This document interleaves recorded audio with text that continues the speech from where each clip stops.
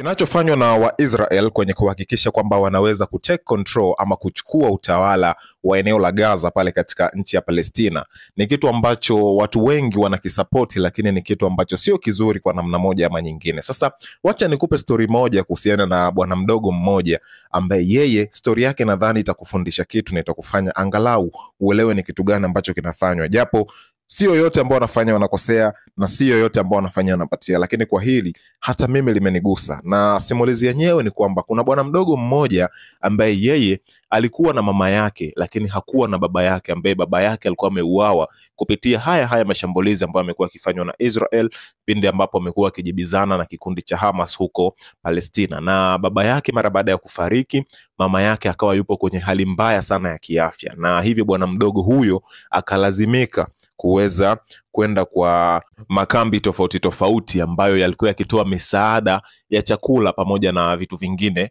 ambayo ni yanatolewa na Umoja wa Mataifa. Kwa hiyo bwana mdogo huyo alikuwa analazimika kutembea zaidi ya kilomita 12 kila siku ili kwenda kuchukua chakula aweze kumpelekea mama yake nyumbani, na mwisho yeye mwenyewe pia aweze kupata chakula hicho. Lakini siku hiyo bwana mdogo alitembea umbali mrefu sana wa hizo kilomita 12 plus, na mara baada ya kufika kwenye kituo cha kutolea msaada huo akakuta kituo hicho hakipo active, kwa maana kimefungwa kwa wakati huo, na zoezi la ugawaji chakula likawa limepita, kwa maana kwamba alikuwa amechelewa. Na alipoona hivyo akawaza nirudi nyumbani mama nimuache, akaona hapana, wacha niende walau kwenye kambi ya Wamarekani, walau wanisaidie chochote kitu kwa mwanajeshi yote nitakayemuona.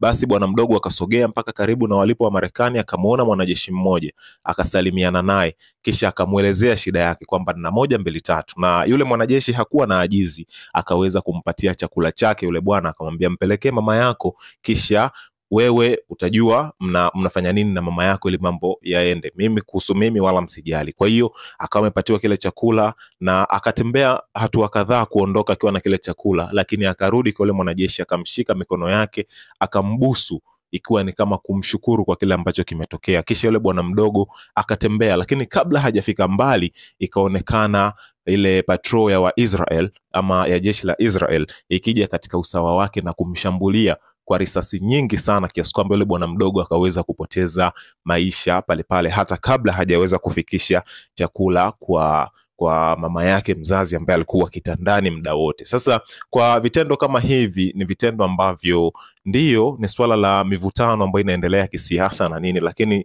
sio jambo zuri kwa kuona kwamba mpaka watoto wanakuwa wanashambuliwa, kuona kwamba amani inakuwa haipo tena. Ni kwa nini wasikae chini wakayamaliza, wakakubali yakaisha kabisa? Kwa sababu hii ni story ya huyu mtoto mmoja, lakini wapo watoto wangapi ambao wanaumia kupitia haya maswala? Wapo watu wangapi ambao wanapoteza roho zao kwa migogoro ambao hata wao hawahusiki na ambao inaenda labda kunufaisha watu wachache? Kwa hiyo ni vitu ambavyo vinaendelea, lakini sio vitu ambavyo ni vizuri kwa masuala mazima ya usalama, lakini pia kwa afya za kwetu sisi wenyewe binadamu. Kwa sababu leo wanaumia wa Palestina, lakini ipo siku inaweza katokea ikawa kubwa zaidi, na mwisho wa siku ikaweza kusambaa duniani kote na tukaathirika watu wote duniani. Hii ni Tupo Media, na endelea tu kutusubscribe lakini kutufollow ili uweze kupata simulizi nyingine nyingi kuhusiana na masuala haya ambayo yamekuwa yakiendelea kila siku.